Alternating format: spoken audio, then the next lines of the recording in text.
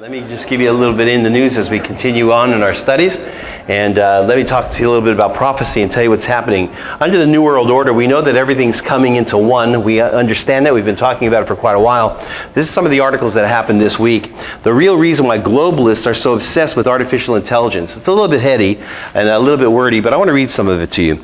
It is nearly impossible to traverse web news or popular media today without being assaulted by vast amounts of propaganda on artificial intelligence. That's AI. I've taught about it. According to the mainstream claims, AI can do almost anything and everything and do it better than any human being. And the things AI can't do, well, it will be able to do eventually, they tell us. Whenever the establishment attempts to saturate the media with a particular narrative, it is usually with the intent to manipulate public perception. In other words, they hope to shape reality by telling a particular lie so often it becomes accepted by the masses over time as fact. And so what this article is talking about, and of course I read the whole thing, let me just tell you a little bit about it as I perused it. It's telling you that the globalists, the ones who are pretty much trying to control economies and governments, and there are people trying to do that without getting into conspiracy theories. We know there are central banks are part of that. So as they are trying to control it, they're trying to force down our throats really globalism and really AI, artificial intelligence. They want us to think, and how many of you have noticed it more on TV than you've seen it before? It's all over the place. And the reason why they're saturating it with us is because they want us to get used to seeing AI. They want us to get used to the idea of this super intelligent type of computer being able to do things that you can't do. The truth is, it cannot do things that humans can't do. It can't reason and it can't think. What it can do is amass tremendous amounts of information and put it together faster than any humans can with algorithms. So what they want you to do is get so used to AI that you don't really complain about it, you just kind of accept it, because AI is going to be used by the globalists to really control populations, because they can control them with whether it's facial recognition, whether it's just compiling data on everyone. This is really a tool of the enemy, and the enemy is going to use it. The Antichrist is going to use it because he's going to make the world as one. And in order to do that, he's going to number everyone. We know that. And so only with an artificial intelligence algorithm is that possible. AI is being inserted, this says, not only into chess, because that's the first thing they came out with, showing how it can beat humans, but into everything. Mass surveillance is impossible to manage by humans alone. The amount of sheer data is overwhelming. So one core purpose of AI for the globalists becomes clear. AI is meant to streamline mass surveillance and automate it.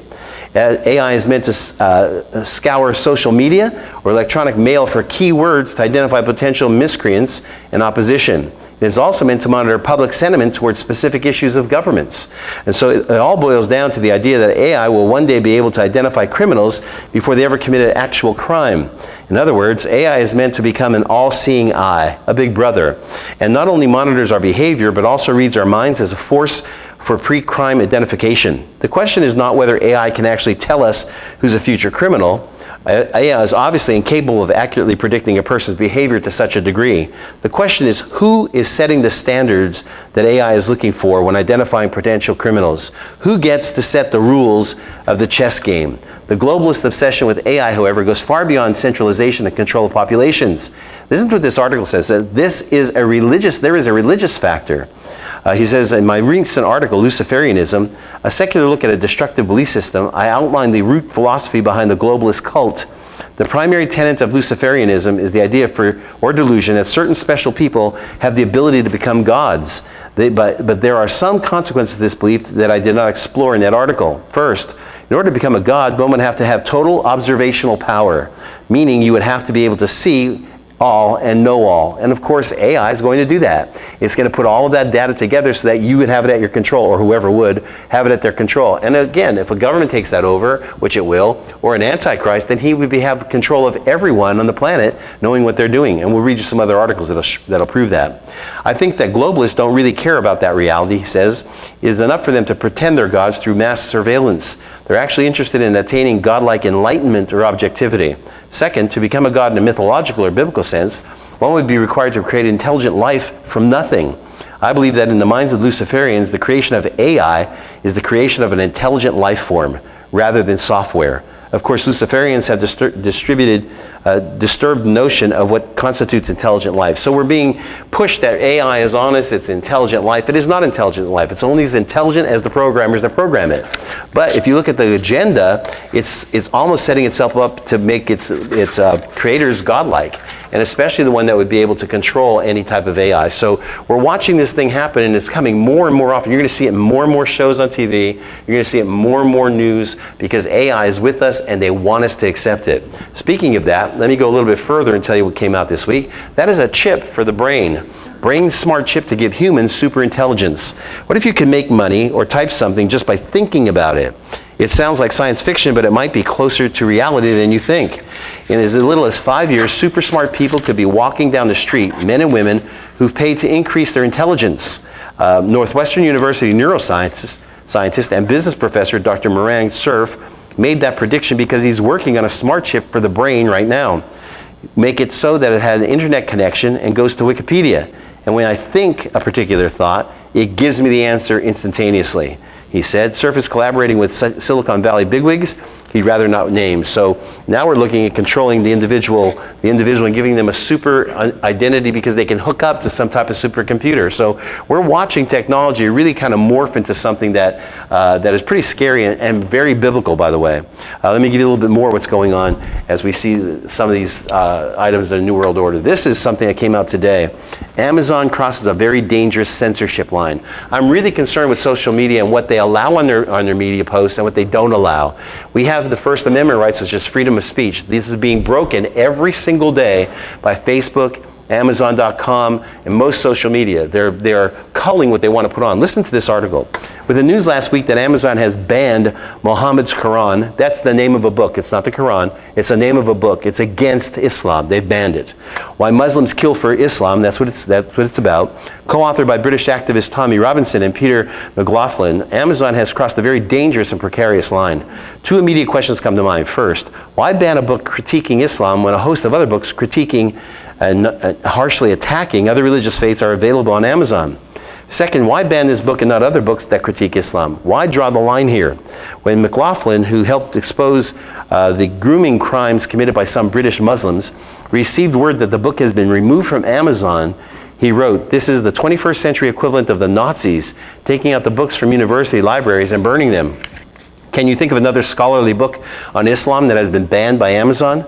Mein Kampf is still for sale on Amazon. That's what Hitler wrote. As are books like the terrorist manual called the Anarchist Cookbook, yet Muhammad's Quran gets banned. According to Robert Spencer, who has authored scholarly works critiquing the Quran, Robinson and McLaughlin's book endeavors to illustrate how violent jihadists justify their actions by referring to Islamic texts and teachings. And so it's all true, by the way. Robinson and McLaughlin call for no violence. Their book is very accurate. But Amazon does not want it sold. And so Amazon has taken the rights to take it off their website. That is against your freedom of speech, and obviously they're being pressured by some type of Islamic groups. More disturbingly, why ban Muhammad's Quran while allowing books to be sold on Amazon like these by Christian author Tex Mars? And I know this man personally, by the way. Among his many books are Holy Serpent of the Jews, Rabbi's Secret Plan for Satan to Crush Their Enemies, and Vault the Jews to Global Dominion, and Blood Covenant with Destiny. He's anti-Semitic. He's a Christian, supposedly, anti-Semitic, and talks about the plot that Jews have. According to Mars, the Jews are on the fast track to their occult fate. They have made an agreement with hell, he said, and a covenant with death, and payments on their debt to Satan must be made in accordance with that contractual agreement. Mars says the ultimate goal of the Jews is the annihilation of almost every Gentile man, woman, and child, and the establishment of satanic Jewish-led global dictatorship, the Jewish utopia, which, by the way, is a falsehood. This goal is expressed by the Jews in their most sacred books, he says, the Babylonian Talmud and the Kabbalah. In this article where I says, I own the Kindle version of Muhammad's Quran, having purchased it in 2017. I can tell you that nothing I've seen in the book comes anywhere close to Mars' insidious attacks on the Talmud and the Kabbalah. So why are his books still available where Muhammad's Quran is not? It's because of pressure from Islamic activists. Whatever the reason, it's not good enough. By banning this book, Amazon is opening up one of two possibilities. Either Amazon will not be consistent, thereby demonstrating extreme hypocrisy, or Amazon will start banning many books, leading to a very dangerous precedent. Which books and authors will be next? And what can conservative Bible believers expect? Perhaps our books exposing LGBT activism or exposing the evils of abortion will be next. So that's a scary thing when you see that happening. By the way, it's not just Amazon, this is Facebook. It's actively suppressing posts from conservative media sources, a whistleblower claims. A Facebook insider claims the company is actively demoting some posts. She claims in an interview conservative media and people are being targeted by Facebook. Software manipulation turns off notifications, shares the visibility to posts. The social media firm has pushed back at the allegations and called it a stunt. An ex-Facebook employee claims the social media platform is censoring content from some conservative publishers and commentators. The California-based social media giant has been accused of using software manipulation or special features to de-boost traffic to certain sites and individuals, especially near elections. So you want to go on a site in Facebook, Facebook will actually route you to another site, taking you away from a conservative site. The unnamed ex-employee was hired as a content review analyst in Facebook's intellectual property department, as responsible for copyright and trademark claims. So if you don't think there's something happening under the surface in America, there is something happening not only under the surface, but above the surface. We are watching an all-out war against conservatives, an all-out war against somebody who's Christian. We're watching it happen in America, and the last article I read to you, is not yet by the way, is going to tell you why it's happening and what the consequences are. Before we get there, let's talk about other countries. Let's talk about China. China bans 23 million people from traveling as part of a citizen report card system. I've told you about this system. This system is one that you get similar to your credit rating, only it's based on your activities. If you jaywalk, your score goes down. If you go to an underground church, your score goes down. If you say something against the government, your score goes down. The lower your score goes, the government is exerting its right to ban you from certain public transportations, from getting a car or from getting a loan. China has blocked millions, it says, of travelers from purchasing train or plane tickets as part of the communist country's controversial social credit system, which has drawn the ire of privacy advocates who fear the surveillance-based system could lead to dystopian outcomes. The Guardian reports that Chinese courts banned travelers from buying, listen to this, flights 17.5 million times last year. So if you lived in communist China and you wanted to fly, and you were socializing with somebody who's a born again Christian, your score goes down. You may go to the airport and they'll say, sorry, your social score is down because you've done some activities against our government, against communism, and you're not going to be able to purchase a ticket. This is total control. They also have 5.5 million train tickets they denied. So you show up at the train station, you want to go someplace, they deny you because your social score is down. Your social credit system, which is still being built, now exists more as a patchwork of local and regional systems. Purports to incentivize trustworthy behavior through various penalties when Chinese citizens commit a range of offenses, including not paying taxes, going to a church that's not authorized by the Chinese government, jaywalking, smoking on a train, walking their dogs without a leash, or taking drugs. So they're using anything they can to control their population. And by the way, it's kind of Herculean, because there's 2.1 billion people living in China, and they are controlling them. Let me give you this. Anybody know who that is? That's Dennis Prager. He hammers American left for move to socialism. And I think the one-liner that he said, a couple lines that he said, are absolutely amazing. It says it all about socialism. Saturday on Fox Channel's Justice, conservative talker Dennis Prager explained to host Jeannie Pirro some of the many flaws of socialism, a policy adopted by many of those representing the modern Democratic Party. And obviously the Democratic Party is swinging to socialism. I'm getting a lot of hits from our YouTube and our Facebook about me going against the Democrats. Here's what I want to tell you. Keep sending them, because I'm going to keep going against them. I'm just going to tell you that right now. Because there's a socialistic tendency in there. According to Prager, without capitalism, listen to this, without capitalism, think about it, socialism would never exist. Why is that?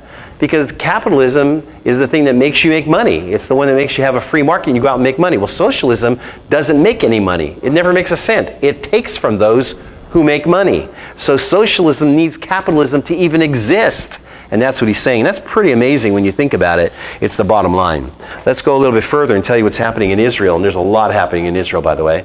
This is pretty interesting right now. A synagogue on the Temple Mount. Activists say, let the Jews move in. A group of Israeli activists are calling on the government to establish a synagogue on the Temple Mount and open it for Jewish prayer. Now we know there is no synagogue on the Temple Mount. Even though that Temple Mount is a spot that three monotheistic religions worship, the area that's there, we know that Christianity, and we know that Islam, we know that Judaism all revere that spot. Well, according to Assad Fried, a spokesman for an association of organizations dedicated to Jewish rights on the Temple Mount, more than 50 leaders from across the religious spectrum gathered on Sunday to discuss the situation on the Temple Mount, known as Har Habayit in Hebrew. Participants included Rabbi Yehuda Glick, he is from the Likud party of the Knesset, Baruch Marzal, he's from the Atzmon party of the Knesset, and members of the rabbinate. Jews believe the site, venerated as holy in Judaism, Christianity, and Islam alike, is where the Beit Hamidash used to sit. That's the Ark of the Covenant. Riots have continually erupted on the Temple Mount since last month when we were there, when thousands of Palestinians stormed the Golden Gate, inside the Golden Gate, which had been closed by a court order since 2003. Jerusalem police arrested 2 senior Waqf officials, Muslim officials, East Jerusalem Waqf chairman Sheikh Abdel Azim Salhab and deputy director of the Waqf Sheikh Najeh Bikrat, banning them from entering the Al-Aqsa Mosque compound for 40 days. In response, the Muslims took over and converted a 1,500-year-old structure located near the Golden Gate, it's known as the Shera Hakshamin to Jews, into a mosque. That is going against the status quo. They already have 4 mosques on that site. They just took over a spot that had no affiliation, and they made it into a mosque. So Jews are saying, if you're going to do that, we want a synagogue on the Temple Mount. You are getting very, very close to the last days. Ezekiel tells us there's going to be a temple rebuilt there. We know the Antichrist is going to be paramount in going into that temple and doing what's called the abomination of desolation. We know that Ezekiel tells us there'll be a wall between the holy and the profane. So we know this push. They already have the altar of incense built, it's off-site. They already have the golden menorah, it's off-site. And so their Temple Mount faithful, they already have a red heifer. And so they have all of the things prepared to bring this third temple. When you hear rumblings about a third temple, know this. We are at the door of the rapture. Know that, because you're very, very close. Now we have a peace treaty. Has anybody taken notice that Jared Kushner is working and President Trump is working on a peace treaty with Israel? Well, that peace treaty could possibly morph into a treaty that the Antichrist will actually take over to. So you're saying, oh, Pastor Mark, the Antichrist isn't on the scene yet. Let me tell you something. He is alive and he's well right now. He's just not exposed right now. If we are this close to the end, then that Antichrist is alive and living right now. Somebody say amen to that. Okay, so I've been telling you about Russia, and I've been telling you how they have an advanced S-300 missile that's hypersonic. What it does is it goes out of the atmosphere, it gets hypersonic, and then it comes back in. It could hit any city in America in 15 minutes, any city. We do not have, and when I read these articles the last couple of weeks, we do not have anything to combat that. We have nothing to be able to knock them out. So I was a little concerned because we have nothing until I read this article last week. Listen to this one. The United States deploys an advanced anti-missile system in Israel. So I'm thinking, well, if Russia has this, and Putin was very, very bravado about it. He was making a threat to us. Don't you dare do anything. Don't you help Israel because we have your cities targeted. Said it last week. And we will use our advanced system, our advanced hypersonic ballistic missile. Well, America comes to the call. They are hiding something, America was. They didn't bother them because of this. Look at that picture right there. That is something that is absolutely unbelievable. The U.S. has deployed a highly advanced missile defense system in Israel for the first time ever. The American and Israeli militaries announced Monday, reflecting their shared concerns about Iran's development of powerful missiles. Prime Minister Benjamin Netanyahu hailed the deployment of Terminal High Altitude Area Defense System, it's called THAAD, an acronym, THAAD, as a testament to the strength of the two countries' military ties, saying that it makes Israel even stronger in order to deal with near and distant threats from throughout the Middle East. So I knew about THAAD. It was there for a long, long time, but they have renovated it. And let me tell you what it does. They've upgraded it. It destroys high-altitude ballistic missiles coming from both inside and outside the atmosphere. So if Russia wants to rain down a missile from us, as soon as it gets into the outer atmosphere, as soon as it goes into the high altitudes, THAAD will take it out before it ever descends. So Russia, we are one up on Russia. And I was concerned about it when I first read it. Russia was threatening us. Obviously, America knew what it was doing because America has just deployed these in Israel. And so Israel now is protected from anything Russia can do and anything that anybody can do. How many of you know that God's on the side of Israel? Lieutenant Colonel Jonathan Kornikas, an Israeli army spokesman, told reporters that a THAAD battery flown directly in from the United States arrived Monday at an Air Force base in southern Israel. He says the defense battery has only been installed one other time in the world and tested, it's in the United States by the way, and tested the U.S.'s ability to carry out accelerated deployment of such powerful and complex weapons. What I've been reading a little bit about that is this, that if Russia does launch one of those and it goes into outer space, it will be in there about 7.5 minutes from launch time to supersonic outer space. The THAAD missile takes only 3 minutes to hit it. And so it is an extremely powerful weapon system. Doesn't look like it, but that thing is the most defensive thing on the planet right now. And Israel has one, and America has one. How many of you know Israel and America, as long as they stay together? This one came out also. Did Netanyahu just renounce his support for a Palestinian state? A government led by Lapid and Gantz, they're two men from the Knesset, Netanyahu warned, will establish, I want to say sooner or later, but with them, it would be much sooner, a Palestinian state. To the casual listener, it certainly sounded like Prime Minister Benjamin Netanyahu on Thursday night had renounced his support for the Palestinian state. In a televised 16-minute speech, he expounded on one of his favorite campaign stances, fear of a left-wing government. He is facing the exact same thing that President Trump is facing, the exact same thing. He has a left-wing media, he has a left-wing government. We're watching it sweep over the planet. He expounded as one of his favorite campaign stances, that fear, as he attacked the new merger of his two strongest rivals, Benny Gantz and Yair Lapid of the Blue and White Party. On Netanyahu's list of doomsday scenarios, should they best him in the upcoming elections, was the creation of a Palestinian state, something which he himself has repeatedly supported, but obviously not now.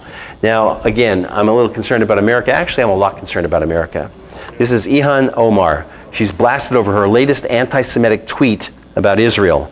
And this lady should not be sitting in our Congress. Amen. At all. She should be, the Democrats should take impeachment measures on her. They should at least censure her. And you know they won't.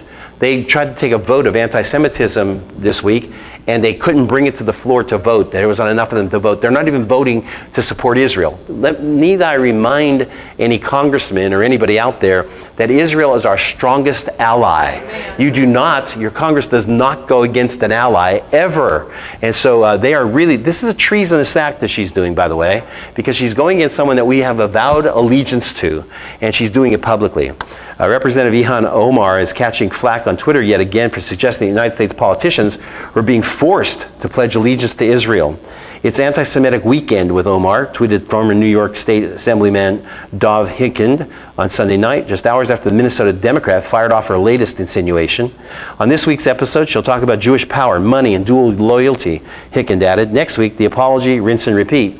He's saying this, she constantly does it. What she's doing is she's saying the same thing Stalin did and the same thing Hitler did, that the Jews have this secret agenda to take over the world. The Jews are 0.01% of the world's population. That's it. And so they have 1/100th, and you'll hear this later, 1/100th of the world landmass. And so she's pushing these things, these hate things against Israel. And I really believe that sooner or later somebody needs to say to her, you need to step out of Congress. We need to get you out of this body because you're not representing anyone. Omar, 37, was responding to a tweet from New York Congressman Nita Lowry when she made an alleged anti-Semitic comments on Sunday. I should not be expected to have allegiance or pledge support to a foreign country in order to serve my country in Congress or serve on a committee. Really? No, you have to have a support for our allies. I don't know what constitution she read, but when you swear an oath to the government of the United States to take any office, you are upholding all of their allies also. And so I don't know what she's even thinking about. You know, sometimes I think the Constitution is just a screensaver for politicians. I don't think they really understand anything about it. Okay, let me go a little bit further because I'm going to get hot and heated, and that's not good. All right, let me give you this one. Investors brace for impact. Will Wall Street catch up with economic reality? One of the reasons why President Trump is trying to get a fair balance of trade with China and Canada and Mexico is because we've been cheating ourselves for years and years. We're a consumer nation and we're not a producing nation. Well, what's happening is he knows and he sees it that our economy, even though he's pulling it up from its bootstraps, there's some real big cracks in our economy, and he has to do something. Listen to this. The retail industry, it says on Wall Street, everything has been coming up roses for investors for quite some time. Stock prices have risen more than 10% year to date, and the horrible crashes of the last year are quickly fading from memory. Meanwhile, the real economy is literally falling to pieces right in front of our eyes. Debt delinquencies are on unprecedented levels. Bankruptcies are soaring. Retail stores are closing at a record pace. This is the worst economy for farmers since the 1980s. Exports are plummeting. That's the reason why he's doing it. And brand new real estate crisis has now begun. Economic cancer is rapidly spreading throughout our country, and the U.S. economy is deteriorating at the fastest pace that we've seen since the last recession. So how long will it be before Wall Street catches up with the economic reality? The retail industry is being hit particularly hard. At the end of last week, major retailers announced 465 store closings in a single 48-hour period. The retail apocalypse is alive and well this week. with major change such as Gap, JCPenney, Victoria's Secret, and Foot Locker all announcing massive closures, totaling the death of more than 465 stores over the last 48 hours. And those closings already bring the grand total to for 2019. You ready for this? How many stores do you think closed so far in the last couple of months, the first couple of months of 2019 in the United States? 4,309. That builds a recent store closure, and it goes a whopping percentage above it last year. The term retail apocalypse is being thrown around so frequently these days that it almost lost its meaning, but the worst is yet to come. It talks about the everything is not okay, and things are getting worse with each passing day. Here are 18 really big numbers that show the United States economy is starting to fall apart very rapidly. Number one, farm loan delinquencies just hit the highest level that we've seen in 9 years. 2, we just learned that U.S. exports declined by $4 billion during the month of December. 3, JCPenney just announced they'll be closing another 24 stores. 4, Victoria's Secret just announced the plans to close 53 stores. 5, on Thursday, Gap announced they'll be closing 230 stores over the next 2 years. Payless Shoes, number 6, has declared bankruptcy and is closing all 2,100 stores. Number 7, Tesla is also closing every single one of their physical sale locations and will now only sell vehicles online. 8, Pepsi Company has started laying off workers and has committed to millions of dollars in severance pay. 9, the Baltic Dry Index, if you don't know what that is, it's an economic index, has dropped to the lowest level in more than 2 years. 10, this is the worst slump for core U.S. factory orders in 3 years. 11, we just witnessed the largest decline in Philly Fed Business Index in more than 7 years. 12, in January, sales of existing homes fell 8.9% from a year earlier. That was the third month in a row that we've seen a decline in at least 8%. It's an absolutely catastrophic trend for the real estate industry. 13, U.S. housing starts were down 11.2% in December compared to the previous month. 14, compared to a year earlier, home sales in Southern California were down 17%. 15, in December, home sales in Sacramento County fell a whopping 25% compared to a year earlier. 16, pending home sales in the United States, all the United States, have now fallen on a year-over-year basis for 13 months in a row. 17, more than $166 billion in student loan debt is now seriously delinquent. But if you have a Democrat in office, they're going to give out more money. They're going to give free tuition. It's also an all-time record. 18, more than 7 million Americans are behind on their what? Mortgages, right? Auto loans. They're not even talking about mortgages.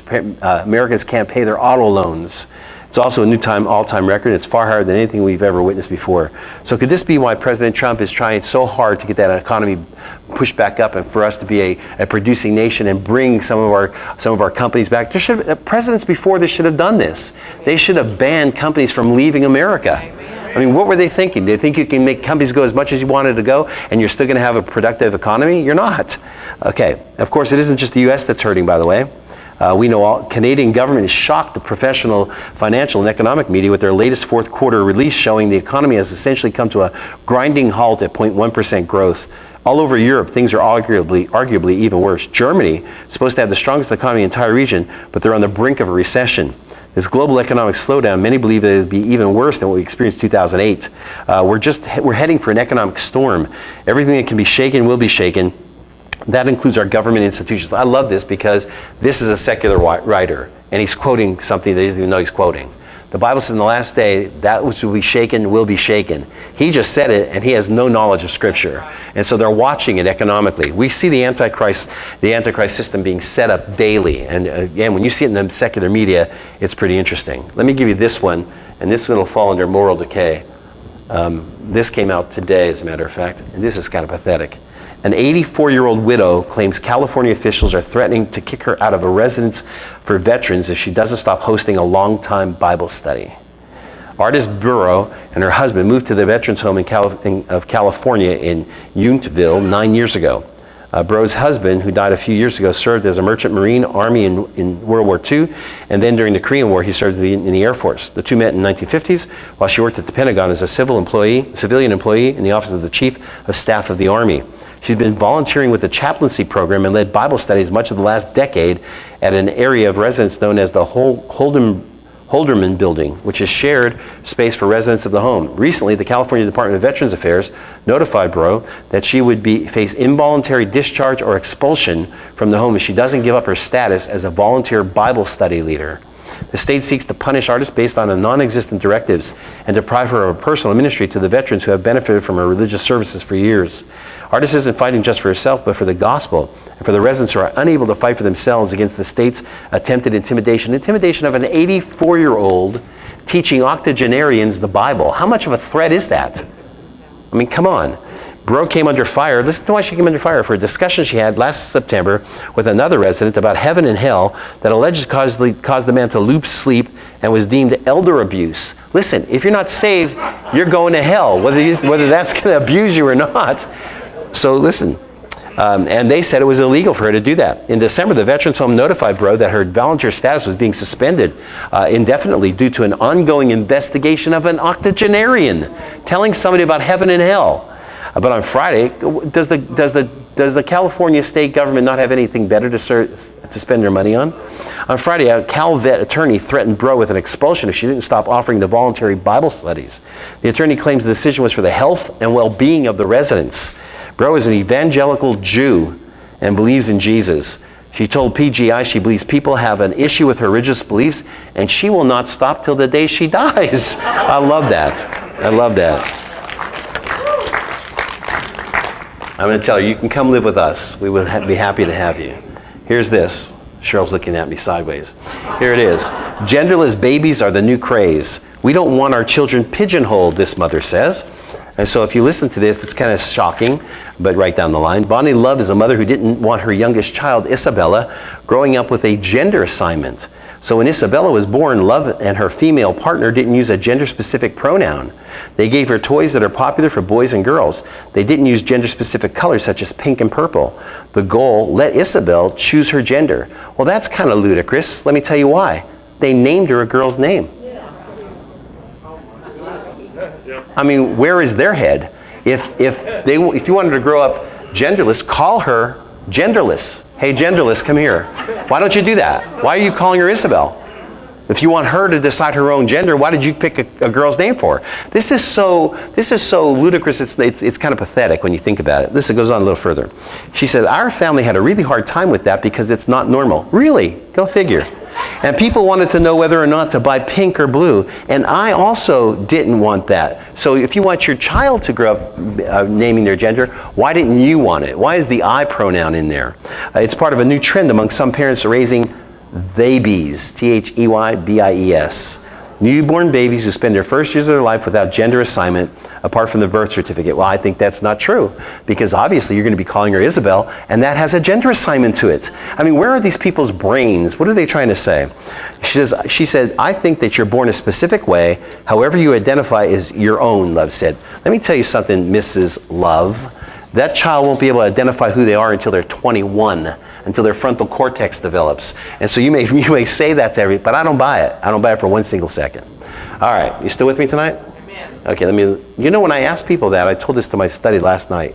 When I say, are you still with me? I get people writing to me saying, why do you keep saying that?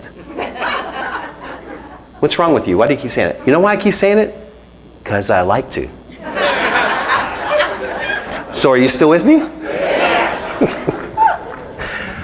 Listen to this article. Will America learn from the collapse of the Roman Empire? Now I want to read you quite a bit of this because it's pretty interesting. I've preached many times about the similarities between Rome and America and the demise America is going to have. I have another message on the similarities between backslidden Israel and America. There's 8 things Israel did backsliding that took God's favor away from them, and we're doing the exact same 8. One day I'll preach that message. I formulated it. I haven't preached it yet.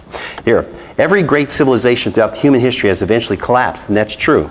And if we want to have any hope of escaping the same fate, we need to be willing to learn some lessons from the past. How many of you know we're not learning anything from the past?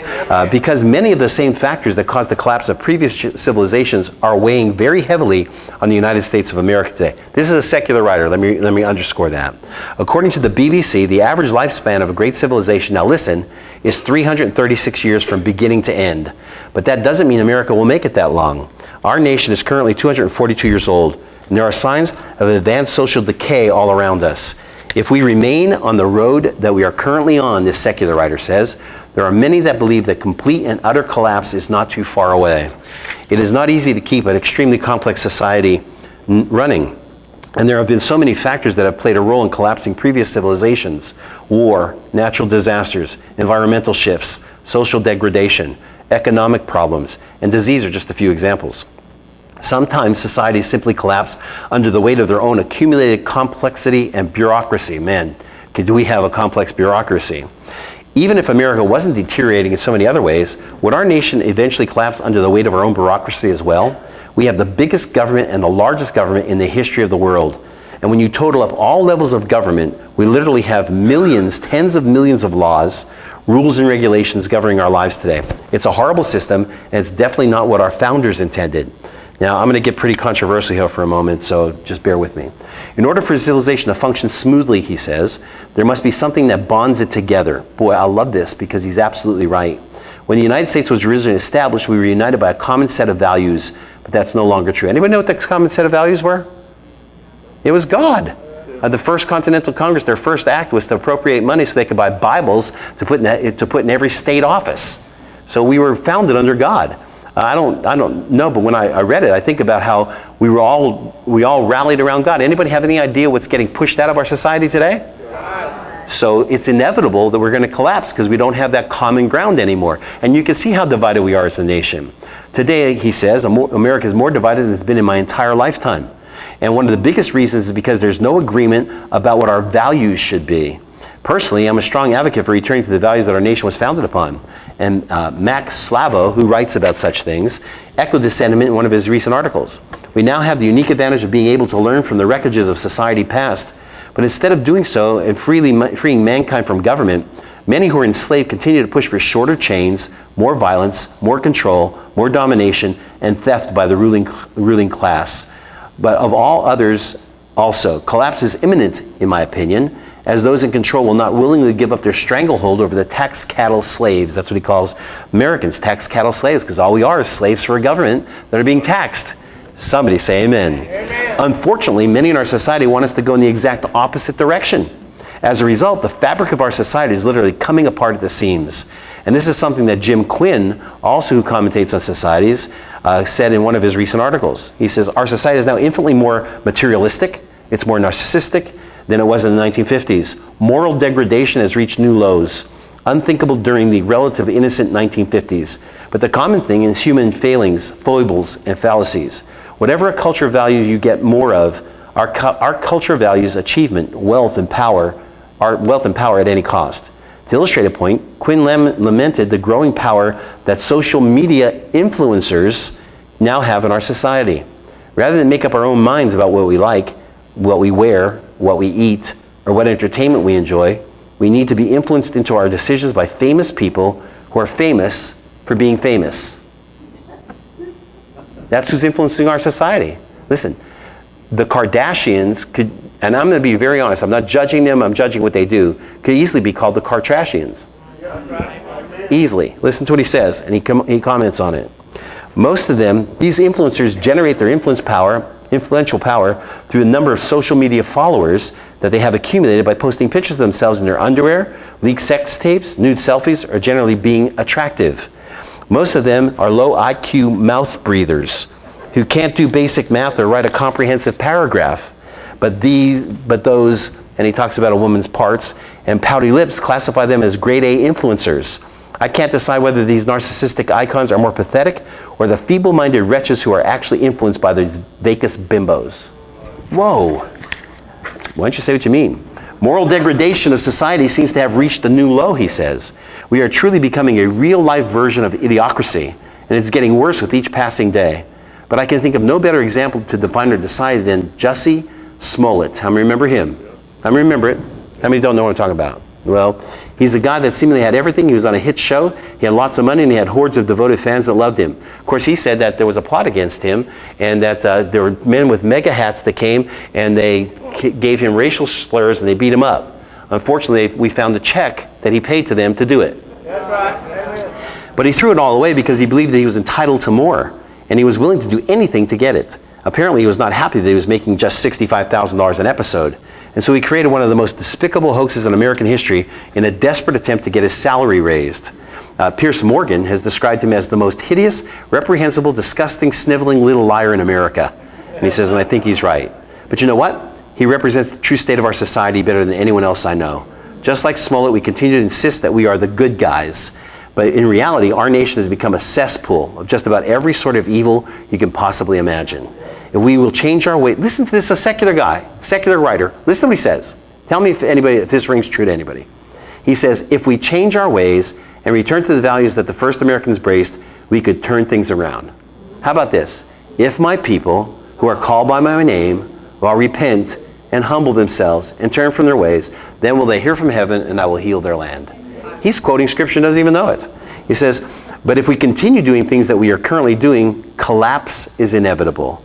And it can happen very quickly. I love his history. In 390 AD, the Roman Empire covered nearly 2 million square miles. It ruled the world. And it seemed unstoppable.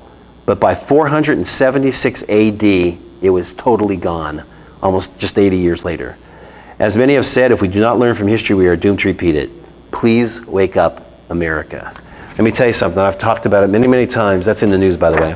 I've talked about it in Revelation, that America is not mentioned in Scripture at the last days. So either she is conquered by another nation, or she joins some conglomerate, or there's some revival that breaks out, and that people are raptured and there's no one here. How many of you want that third thing? Amen. How many of you know that doesn't look like that's where we're heading to? And so we need to pray that America will repent. America needs something to wake it up. More than just a couple trade towers coming down. We need something to wake us up. And hopefully that sleeping giant, the church, will wake up and start playing games too, because I'm really upset with the church also, to be honest with you. All right, that's in the news. I'm going to ask us to come forward.